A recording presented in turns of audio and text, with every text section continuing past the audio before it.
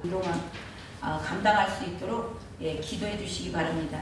그리고 저희 교회에서 100명의 선교사를 파송하는 교회에 되게 해주시라고 기도해 주시고요.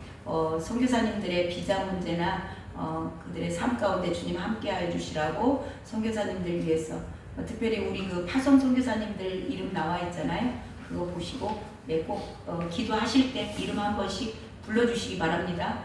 20명이 부르면 20번 올라가는 거예요. 한 번씩만 불러도. 네. 꼭 기도해 주시고요.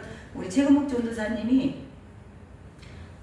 지금 오시기로 하셨는데 비자에 문제가 생겨서 한 일주일 정도 지체된다고 합니다. 그래서 잘 해결되고 무사히 귀국할 수 있도록 기도해 주시고요. 우리 인터코 공동체를 위해서도 기도해 주시기 바랍니다. 그리고 이제는 다음 주일은 추수 감사주일 예배로 올려드립니다. 이 한 해 동안 주님께서 보호하셨고 지키신 것에 대한 감사의 마음 가지고 나오시기 준비하시기 바랍니다. 그리고 이제 저희가 11월 오늘 둘째 주잖아요. 얼마 안 남았어요. 1년이. 2025년도가 얼마 안 남았고 이제는 저희들이 2025년도를 잘 마무리하고 26년도에 주님과 함께 주님이 우리 교회를 향해서 무엇을 하길 원하시는가 그것에 대해서 기도하시고 또 이런 거 했으면 좋겠다 하시는 분들 있으시면 목사님들께 말씀도 해주시면 좋을 것 같습니다. 그래서 2025년도도 우리가 잘 해왔지만 2026년도에 더욱더 주님의 뜻을 깨닫고 주님의 뜻에 합당한 그런 임마누엘 교회가 되기를 바랍니다. 아멘. 네, 그걸 준비해 주시면 좋겠습니다. 오늘 말씀을 보도록 하겠습니다. 광고는 여기까지 마치고요. 말씀의 제목이 세례받는 자에게 일어날 일입니다.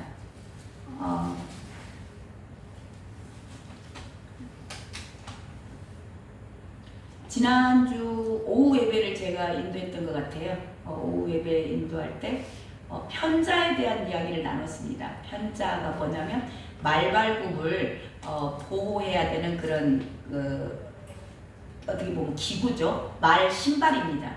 근데 말 신발을 100개를 주문했더니 납품을 해가지고 가지고 와서 보니까 전혀 쓸모없는 모양의 편자가 왔더라. 그래서 그것의 원인을 찾아보니까 그 원본을 보고 그걸 보고 본질을 보고 그 원래 있던 모양 그것에다가 맞췄어야 되는데 그렇지 않고 나온 걸 또 다시 맞추고 나온 것에 대해서 또 맞추고 또 맞추고 하다 보니까 전혀 쓸모없는 그런 편자가 나왔더라라는 말씀을 주님께서 하셨습니다. 우리 모두가 믿음 생활을 하시잖아요. 이 믿음 생활의 원본, 본질, 사람을 제자가 제자를 낳고 제자가 제자를 낳고 제자가 제자를 낳아요. 근데 사람을 따라가다 보면 그 말씀에 이제 주셨던 뜻이 뭐였냐? 너희들이 사람을 바라보고 따라가지 마. 그러면 전혀 하나님 보시기에 쓸데없는 그런 자가 나올 수 있다는 겁니다. 그러니까 원래 우리 믿음 생활의 본질 그분이 누구세요? 예수님. 예수님을 보고 따라가야지 사람을 보고 따라가서는 안 된다. 그래서 우리 성경에 보면 오늘 이제 마태복음 우리 본문으로 찾았잖아요. 본문 주셨는데 마태복음, 마가복음, 누가복음, 요한복음 이 복음서 자체가 예수님이 이 땅에 오셔서 살아내셨던 그 삶에 대해서 아주 구체적으로 적나라하게 디테일하게 기록이 되어 있는 거죠. 그래서 제가 물론 모든 성경이 중요합니다. 구약 성경은 예수 그리스도 오실 예수 그리스도 그리고 또 재림하실 예수 그리스도에 대해서 예언한 내용들이고요. 그리고 뭐 복음서만 중요하겠어요? 복음서 외에 남은 신약 성경 전체는 성령의 감동으로 해서 기록이 된 것들이죠. 성경은 성령의 감동으로 해서 기록이 된 거라 다 중요하고 필요합니다. 그렇지만 이제 이 복음서는 예수 그리스도께서 이 땅에 오셔서 어떤 길을 걸으셨는지, 어떤 과정 가운데 걸어오셨는지, 그래서 좀 더 저와 여러분이 이 복음서에 좀 관심을 좀 더 가지셨으면 좋겠다. 예. 자, 성경은 다른 말로 표현하자면 캐논이라고 합니다. 정경이에요. 다림줄이라고도 표현을 하는 겁니다. 쉽게 말하면 기준이에요, 기준. 저와 여러분이 인생을 살아가고 이 땅에서 우리가 예수를 믿고 바로 천국에 데려가면 얼마나 좋겠어요. 그렇지 않잖아요. 그래서 이 땅에 사는 동안 우리 모두의 삶의 기준, 그것을 제시한 것이 성경이라는 겁니다. 제가 어제 좀 어제뿐만이 아니고 며칠 전에 이제 좀 난감한 소식이 들려왔어요. 근데 그게 뭐냐면 제가 남의 입장을 전혀 고려하지 않고 너무 무례하게 행동을 한 거예요. 나 중심적인 그런 말과 행동들 때문에 굉장히 누군가가 아파서 눈물을 흘린다는 거죠. 처음에 제가 그걸 깨닫지 못하고 나는 그냥 말씀대로 했다. 그렇게 제가 주장을 한 거예요. 그런데 제가 주님 앞에 기도했어요. 주님, 이런 상황에서 예수님이라면 어떻게 하셨겠어요? 그 기도를 제가 했었어요. 그랬더니 주님이 너의 행동이 얼마나 무례한 거, 너의 중심적으로 했다라는 걸 주님이 알게 하시는 거예요. 그러면서 찾아가서 사과하고 용서를 구해라. 이게 이제 제가 주님께 물었던 겁니다. 제가 사람이 하는 애대로 했다면 어쩌면 더 엉키고 설켰을 수도 있어요. 근데 제가 주님에게 주님이라면 어떻게 하셨을까? 기준을 어디다 둔 거냐? 예수님에다가 기준을 뒀어요. 그리고 그분께 물어봤습니다.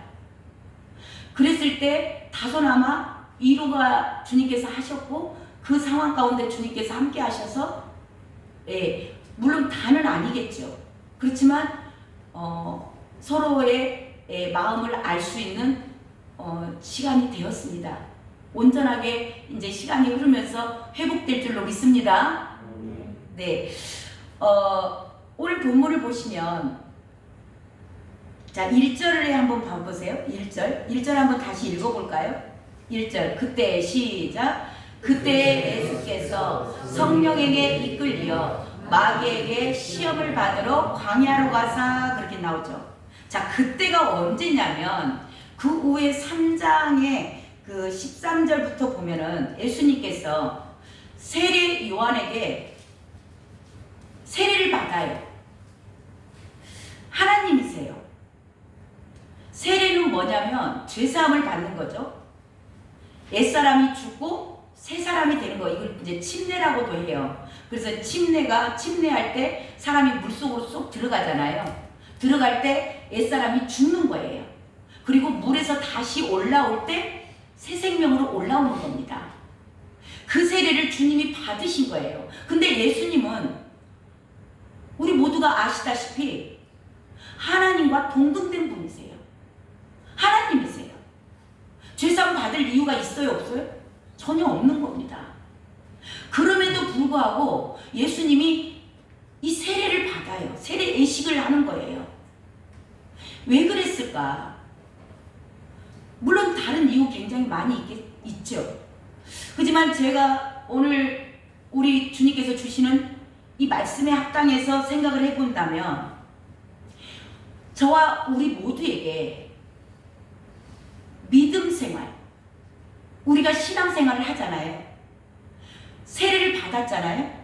세례를 받고 난 후에 이런 과정을 거치면서 너희들이 성장해 가는 거야. 라고 본을 보여주신 것 같아요.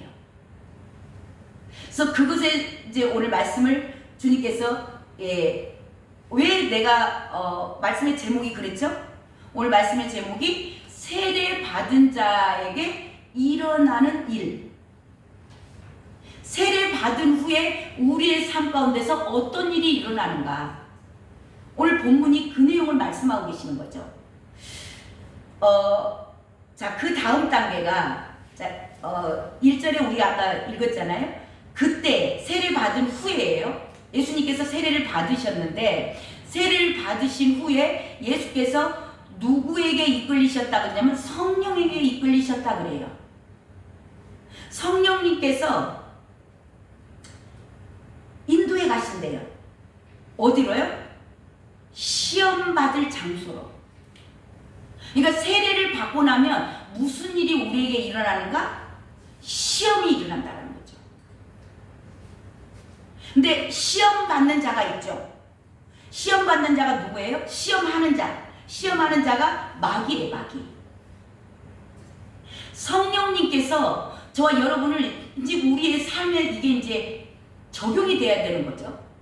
우리가 세례를 받았어요. 세례를 받았다는 것은 내가 새 생명으로 거듭난 거예요. 이제 나는 옛사람대로 살지 않아. 이제는 나는 주님 뜻대로 살 거야. 주의 영광을 위해서 살아갈 거야. 주를 위해서 내가 생명까지도 내어주고 주님을 따라갈 거야 라는 고백인 거예요. 그 고백이 있은 후에 저와 여러분의 삶 가운데서 일어나는 일은 시험거리가 온다라는 겁니다. 시험하는 자가 마귀가 와서 시험하는 거예요. 그쵸? 그럼 마귀가 와서 시험을 하는데 마귀가 피를 찍 흘리고 머리를 풀고 뿔 달고 나타난가요? 아니잖아요. 이 마귀들이 어떻게 나타나요? 저와 여러분의 환경 가운데 사람을 통해서. 마귀도 영물이기 때문에 절대 스스로 나타낼 수가 없어요. 누군가의 속에 들어가야 돼요. 그러니까 사람을 통해서 마귀가 시험하는 거예요. 자, 사람을 통해서 일을 하는 거죠. 이것을 보고 우리 성경적인 언어로 뭐라 그러냐면 불의의 도구로 쓰임받는 자가 있다 그래요. 마귀가 사람 속에 들어와서 사람이 이제 시험을 주는 거예요. 누군가에게, 시험 받을 자에게, 세례 받은 자에게. 나는 이제 주의 뜻대로 살 거야. 주님만 사랑하고 앞으로 살아갈 거야. 그렇게 결단한 자들에게 사람의 형상을 입고 와서 마귀가 와서 시험한다라는 얘기를 하는 거죠. 자, 그러면서 장소는 어디예요? 시험 받는 장소. 광야. 광야입니다. 자, 광야에는 사도행전에 가면 스데반이 죽으면서 설교 한 편을 하죠. 거기에 뭐라고 나오냐면 광야는 그때 당시에 이스라엘 민족들에게는 실제 광야 출애굽 아시죠? 세상으로부터 나와가지고 출애굽했어요. 애굽으로부터 나왔습니다. 나와가지고 어디로 인도를 하냐면 광야, 사막이에요. 근데 거기에는 출애굽기에 보면은 뭐가 있다 그러냐면 사막에는 불뱀과 뱀과 정갈이 있다 그래요. 이 광야로 인도해 가는 겁니다. 시험 받는 장소가 광야예요. 그러면 저와 여러분의 광야는 어딜까요? 스데반 설교로 봤을 때 저와 여러분의 광야는 광야 교회라고 되어 있어요. 교회 공동체가 되는 겁니다. 이 교회 공동체가 우리는 늘 교회 공동체 오면 너무나 행복하고 사랑하는 사람이 있고 늘 감사하고 기쁨이 넘치고 행복하고 그래야 된다라고 생각을 하잖아요. 근데 성경은 교회 공동체 안에서 너를 시험한다는 거예요.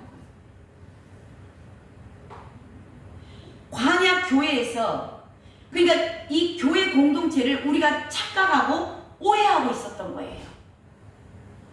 교회 공동체는 저와 여러분 한 사람 한 사람을 다 주님께서 내가 이제는 주를 위해 살 거야. 난 주님밖에 없어.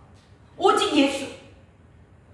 하신 분들을 반드시 교회 공동체로 이끌어 가셔서 누가? 성령님이 교회 공동체로 이끌어 가셔서 그 교회 공동체에서 시험거리를 준다는 겁니다. 누구를 통해서? 사람을 통해서. 그러니까 교회 안에서 사람 때문에 시험 드는 게 극히 정상인 거예요. 나 교회에서 시험 받았네? 왜? 그거 맞는 얘기예요. 오늘 그 내용이 기록되어 있는 겁니다. 그래서 저와 여러분이 교회 공동체 생활을 했다는 것은 시험거리가 반드시 이 공동체에서 나에게 온다라는 걸 각오를 하셔야 되죠. 아멘? 너무 썰렁한 분위기세요. 교회 공동체가 늘 우리는 행복하고 서로가 서로를 위해주고 감사하고 그런 공동체로 찾아가고 사는 거예요. 그러다 보니까 기대가 있는 거죠. 근데 기대만큼 미치지 않아. 이게 성 말씀이니까. 그러니까 속상할 때도 있고 뒤집어지는 겁니다. 저 왼수만 없으면 내가 교회 다닐 수 있는데, 야, 저 목사 왜 저렇게 설교해? 그것만 없으면 내가 신앙생활 잘할 것 같은데. 자, 이거를 그러니까 광야에는요 뱀과 정갈이만 득실거린다는 걸 알아야 돼요. 이걸 모르고 대책 없이 교회 공동체 가면 누군가가 나를 이해해주고 늘 나를 사랑해주고 그럴 줄 알았다가는 그 기대를 갖고 들어오면 반드시 걸려 넘어진다는 거죠. 이 시험거리가 오니까 이스라엘 민족들이 광야에서 40년을 뺑뺑 돕니다. 이걸 모르고 광야에 가서 하나님이 인도하시니까 승승장구 잘 될 줄 아는 거죠. 40년을 뺑뺑 돌아요. 자, 그리고 우리가 이제 이 1절을 가지고 그 내용을 지금 나누는 거예요. 자, 2절을 봅니다. 2절 다시 한번 또 읽어봐요. 2절 시작. 40일을 밤낮으로 금식하신 후에 줄이신지라. 아멘. 예수님께서 이제는 때가 돼서 공생의 사역을 시작하셔야 되는 겁니다. 그래서 세례를 받으시고 성령에 따라서 성령의 인도하심에 따라 광야로 인도를 받으셨어요. 그래서 광야의 인도를 받으셔서 거기에서 공생에 시작하기 전에 그 광야에서 시험 받기 전에 하셨던 첫 번째 시작 단계가 뭐냐? 금식입니다. 금식은 뭐죠? 곡기를 끊는 거예요. 우리가 음식을 먹어야 힘이 나잖아요. 근데 음식을 안 먹어. 그럼 어떻게 돼요? 죽는 거죠. 이게 예수님의 시작은 뭘로부터 시작을 했냐? 금식으로 먼저 시작을 했다. 그 의미는 뭐냐? 육신이 죽어야 되는 겁니다. 저와 여러분의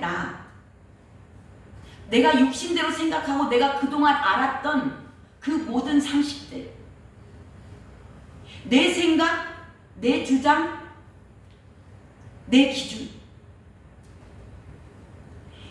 금식으로 시작했다는 얘기는 내가 육신적으로, 육신의 생각, 왜 금식으로 먼저 시작을 하셨을까? 이 내 생각들이 죽지 않으면 성령님께서 일을 하셔야 되는데, 성령님이 저와 여러분 안에 들어오셔서 저와 여러분을 통해서 일을 해야 되는데, 내 생각이 너무나 내 안에 많으면 성령이 일을 하실 수 없는 거예요. 그래서 예수님께서 금식을 하셨다는 것은 저와 여러분의 육신에 내가 죽지 않으면 자, 그래서 우리가 영적 전쟁이라는 말을 씁니다. 영적 전쟁. 전쟁은 누구와 누군가가 싸우는 거죠. 자, 영적 전쟁이 어디에서 일어나요? 내 안에서. 누가 싸워요? 성령님께서 우리 안에 들어오셨잖아요. 그래서 성령이 아니고서는 예수를 주라 시인할 수 없다 그랬어요. 그래서 저와 여러분은 다 모두가 예수를 주로 시인하셔서 오늘 예배 가운데 나오신 겁니다. 그러면 우리 안에 성령님이 계세요. 성령님이 계시고 또 내 안에 누가 있어요? 나가 있는 거죠. 내 육신의 생각. 그게 늘 싸우는 거예요. 내 생각이 안 죽으니까. 그래서 주님이 이 땅에 오셔서 금식으로 시작했다라는 얘기는 누가 누구 싸움? 나와 성령님이 싸우는 거예요. 그러니까 내 생각은 성령의 생각을 대적하는 겁니다. 하나님의 일을 방해하는 거예요. 그래서 사람의 생각은 하나님과 원수된다고 하는 거죠. 그러니까 내가 죽지 않으면 계속 전쟁인 거예요. 속이 뒤집어지고 엎어지고 하루는 구원받은 것 같다. 하루는 내가 10원 받은 것 같다. 하루는 8원 받은 것 같기도 하고 계속 전쟁 가운데 사는 겁니다. 그래서 주님은 금식으로 시작을 하셨어요. 자, 이 금식 이후에 자, 우리가 금식을 해서 이제는 나는 죽었어. 나는 죽고 이제는 예수로 살아. 내 생각 다 죽었어. 근데 이 금식을 하고 나서 시험하는 자가 와요. 3절 한번 읽어볼까요? 3절 시작. 시험하는 자가 예수께 나와서 이르되 내가 만일 하나님의 아들이거든 명하여 이 돌들로 떡덩이가 되게 하라. 아멘. 2절에 보면은 금식하신 후에 줄이신지라. 이제는 힘을 다 뺐어요. 40일 금식했으니까 뭐 손가락 하나인데 까딱할 힘이 있겠습니까? 40일 동안 아무것도 안 먹었는데 힘이, 내 육신의 힘이 다 빠진 겁니다. 그리고 나서 시험하는 자가 왔다 그러는 거예요. 그러니까 이 이야기는 무슨 의미인가? 저와 여러분이 이제 힘을 다 빼고 아, 나 죽었어. 난 날마다 죽노라. 해가지고 나 죽었어요. 그리고 오는 게 뭐냐? 시험이 온다는 거죠. 그러니까 이 시험의 의미는 너 죽었다며. 김덕선이 너 죽었다며. 확인하는 거예요.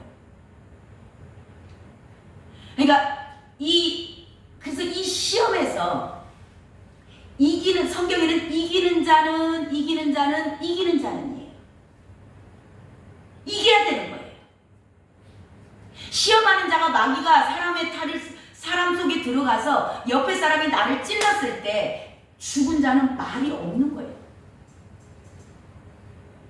서운한 거 죽은 사람이 알아요? 저 영락공원에서 그 화장터에 들어가는 사람이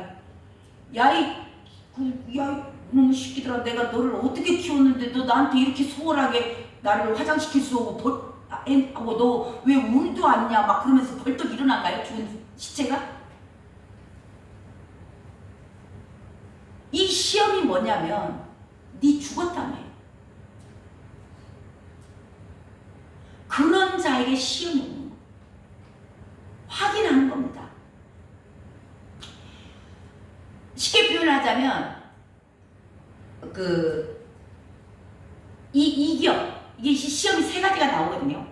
이 세 가지를 한 가지씩 이겨내면 그 다음 단계, 어쩌면 영적으로 성숙하는 진급시험입니다. 우리가 뭐 계장됐다가 대리됐다가 계장됐다가 부장되고 하려면 진급시험 보죠. 그것처럼 영적으로 성장하는 영적 성장하는 진급시험 문제를 툭 던지는 겁니다. 여기서 우리가 기억해야 될 게 있어요. 이게 시험입니다 하고 시험이라고 써갖고 오지 않아. 그냥 교회 공동체 안에서 툭 던져지는 거예요. 근데 이게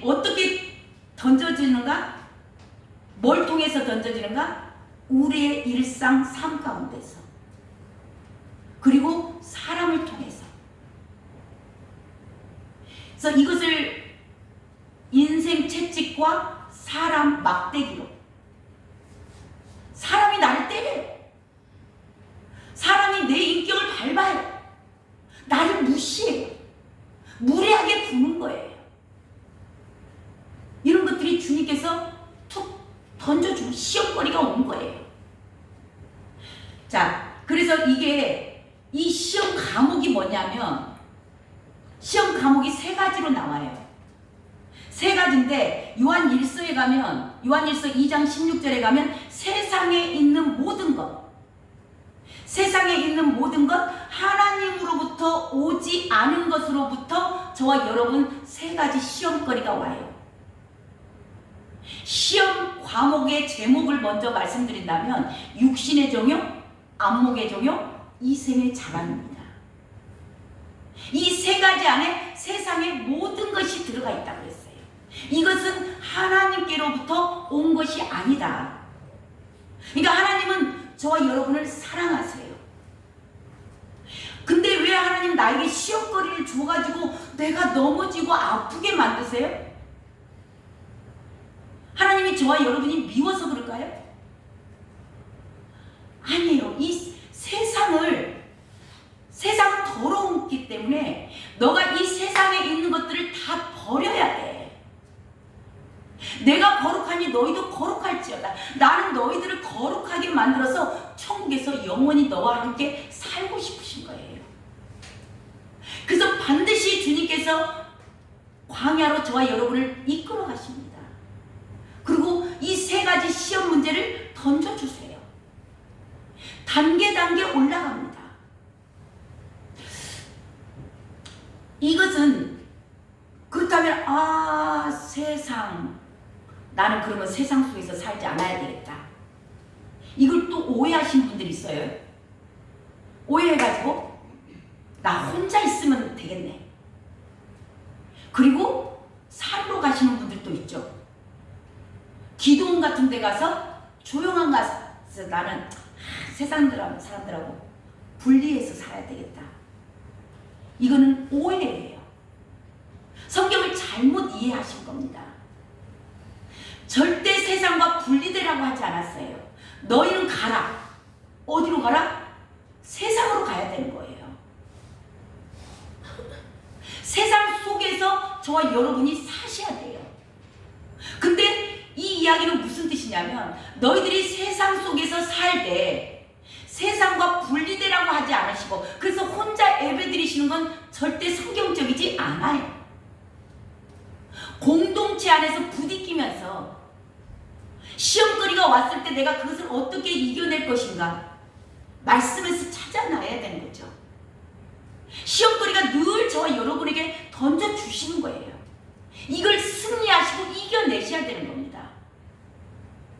그래서 세상과 너희들 분리되라 그렇게 말씀하지 않으시고, 세상 속에서 살 때 세상과 구별된 자가 되라 그러신 거예요.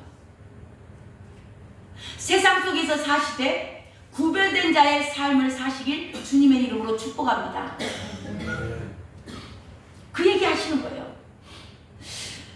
자, 육신의 정욕을 먼저 보겠습니다. 우리 아까 3절을 읽었는데요. 시험하는 자가 와서 첫 번째 시험이 예수께 나와서 이르되 내가 만일 하나님의 아들이었든 명하여 이 돌들로 떡덩이가 되게 하라.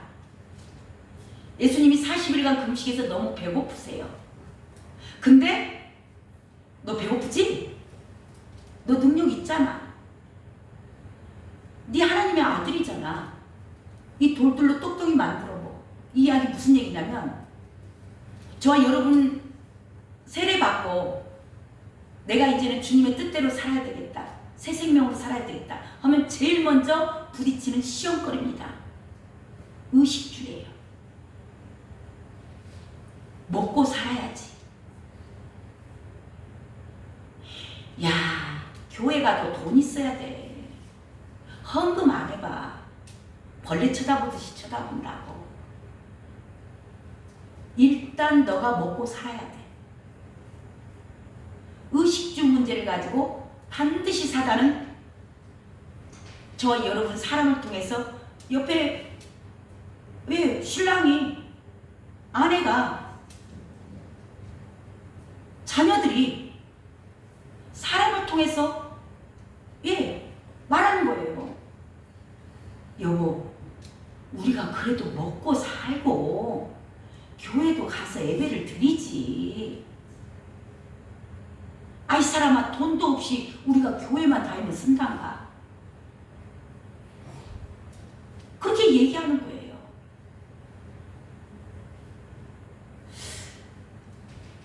자, 이렇게 의식주를 먼저를 가지고 먼저 육신의 정욕이에요. 이게 이 육신의 정욕을 가지고 저와 여러분에게 시험하는 자가 와서 얘기를 하는 거예요. 그랬을 때 이 시험에서 저와 여러분이 예수 그리스도의 대놓고 말할 수는 없지만 올 것이 왔구나. 주님도 이거 시험 받았지. 그렇게 생각을 하셔야 되죠. 자, 그 다음 단계가 있는데요.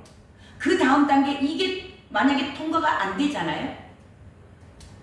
이게 통과가 안 되면 계속 반복해서 와요. 사람은 그냥 이렇게 대충대충 넘어가기도 하는데 하나님은 절대 대충 넘어가지 않습니다. 반드시 이 의식주 문제가 주 안에서 해결이 되셔야 돼요. 그 내용이 나오잖아요. 4절에 보면 사람이 떡으로만 살 것이 아니요 하나님의 입으로부터 나오는 모든 말씀으로 살 것이라. 이걸로 승리하셔야 돼요. 이걸로 승리하시면 그 다음 단계로 가는 거죠. 그러니까 여기서 승리가 안 되면 계속 악순환의 연속인 겁니다. 무슨 문제로? 육신의 정욕, 의식주 문제로. 먹고 사는 것에 매여서. 그 다음 단계가 나오는데요. 자, 그 다음 단계는 뭐냐면 5절 6절을 한번 읽습니다. 5절 6절 시작. 이에 마귀가 예수를 거룩한 성으로 데려다가 성전 꼭대기에 세우고 이르되 내가 만일 하나님의 아들이어든 뛰어내리라 기록되었으되 그가 너를 위하여 그의 사자들을 명하시리니 그들이 손으로 너를 받들어 발이 돌에 부딪히지 않게 하리로다 하였느니라. 아멘. 아멘. 이 두 번째 뭐냐면 안목의 정욕이에요. 높아지고자 하는 욕망입니다. 이게 누군가에게는 체면으로 나타나기도 하고요. 누군가에게는 자존심으로 나타나기도 합니다. 남들에게 너가 누구인지 보여줘. 너 하나님의 아들이잖아. 뛰어내려봐. 하나님의 아들이 오셨네. 하지 않겠어? 네가 누군데? 너 왕년에 세상에서 좀 말 좀 했잖아. 너 좀 이세 떨고 살지 않았냐? 너를 좀 나타내봐.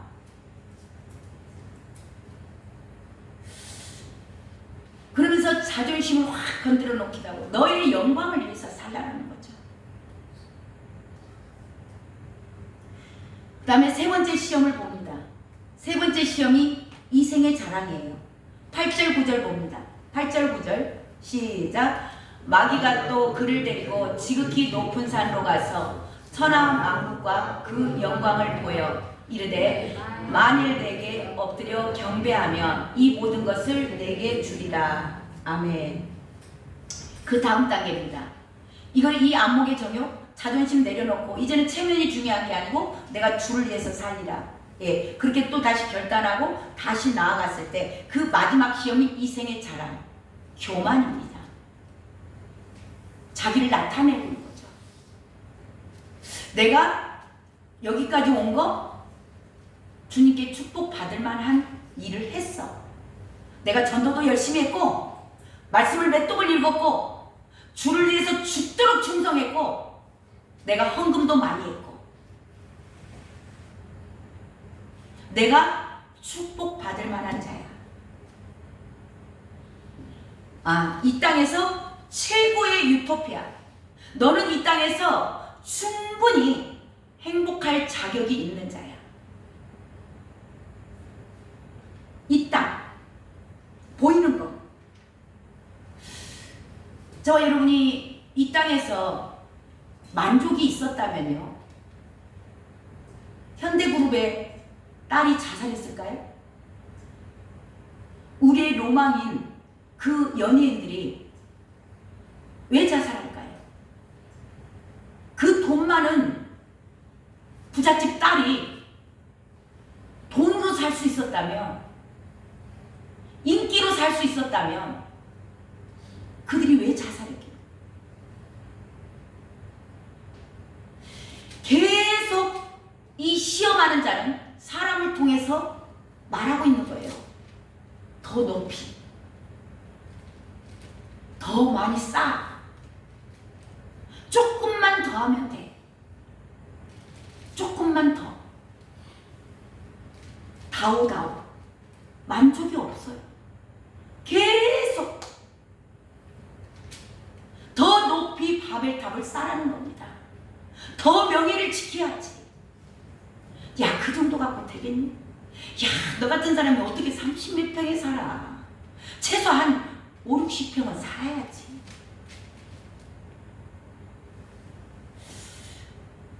이렇게 계속 저와 여러분 이 공동체 안에서, 또한 가정에서, 환경에서 계속 공격이 오는 거예요. 어느 누구도 피해갈 수 없는 믿음 생활의 과정입니다. 근데 이거를 이 마태복음에 왜 기록을 해놓으셨는가? 승리하셨다는 거예요. 예수님이 승리하셨습니다. 뭘로 승리하셨는가? 말씀으로 승리하셨어요. 신명기 말씀으로 이 세 가지 시험을 다 승리하십니다. 집에 가셔서 꼭 읽어보시기 바랍니다.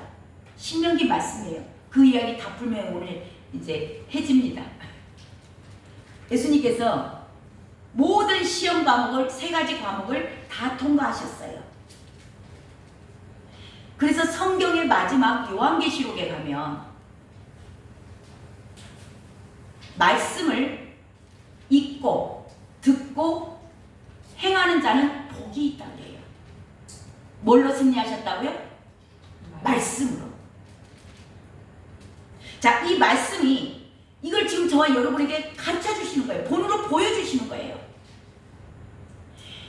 그 말씀이 뭐냐? 이 기록된 말씀만 말씀인가? 아니에요. 요한복음에 가면 요한복음 1장 1절은 하나님이 말씀이세요. 요한복음 1장 14절에 가면 예수님이 말씀입니다. 또 말씀이 계시죠? 저와 여러분 안에 계시는 진리의 성령님. 말씀이 진리예요. 저와 여러분 안에 들어와 계신 이 성령님께서 이 말씀이신 겁니다. 저와 여러분은 그래서 그 성령님은 늘 진리 가운데로 인도해 가세요. 그래서 이 삼위일체 하나님은 우리의 인생을 설계하고 계획하시는 분이세요. 집을 건축을 하나를 하려면 설계도가 나와야 되죠. 그러니까 하나님은 쉽게 표현하자면 설계하시는 분이에요. 그것을 실행하고 감독하시는 분이 있는데 그분이 예수님이세요. 근데 저와 여러분의 삶 가운데서 늘 현장에서 일하시는 분이 있어요. 노가대로 계속 현장에서 같이 저와 여러분의 일상 삶 가운데서 같이 일하시는 분이 누구냐? 성령님이십니다.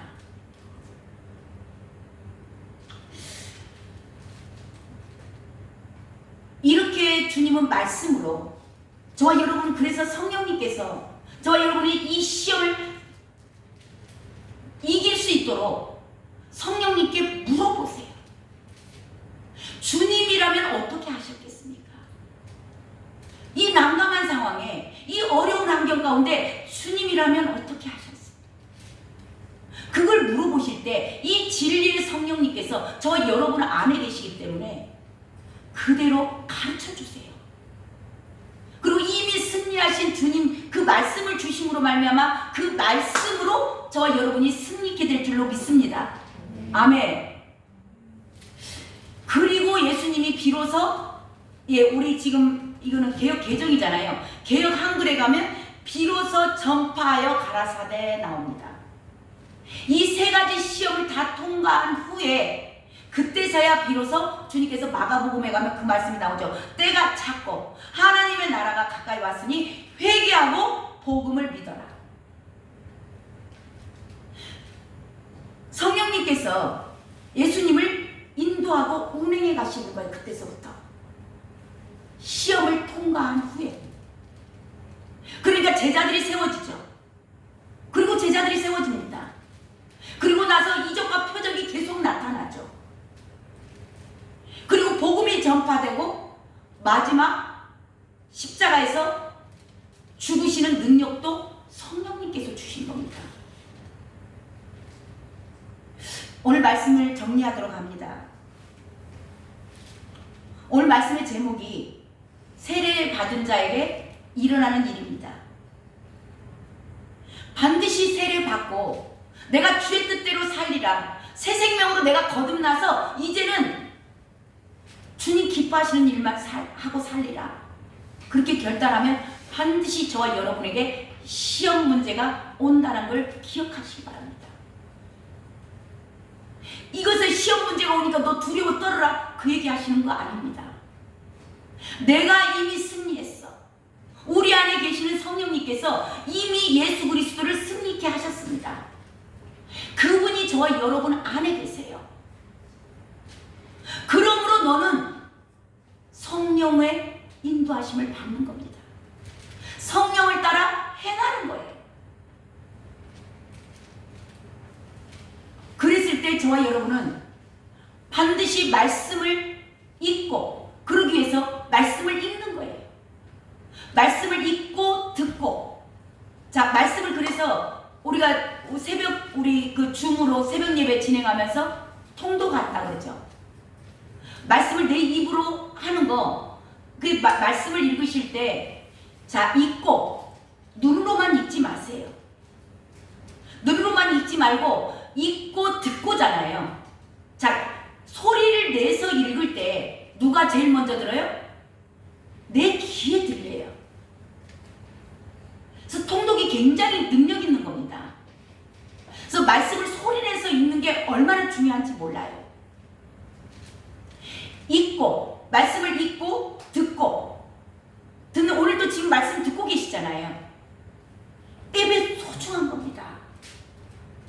집에 계셨을 때 말씀을 소리내서 읽으시는 것도 중요하고요. 왜냐하면 일주일에 한 번 와서 여기서 예배 드리고 가가지고 일주일 내 밥 한 그릇 먹고 어떻게 살아요? 그러니까 집에서 매일 말씀을 읽으시는 겁니다. 밥 3끼 드시면 영의 양식도 3번 드시는 거예요. 읽고 듣고 지키는 자가 복이 있다. 삶에서 살아내는 거. 우리의 삶 가운데 누가 함께 계신다고요? 성령 하나님. 그래서 그분을 의지하고 저와 여러분이 살아갈 때 우리는 100% 승리의 삶을 살아갈 줄로 믿습니다. 아멘. 우리 찬양 하나 합니다. 말씀의 능력에 대한 찬양 우리 하나 하고 마치도록 하겠습니다. 203장입니다. 203장 찬송가 203장.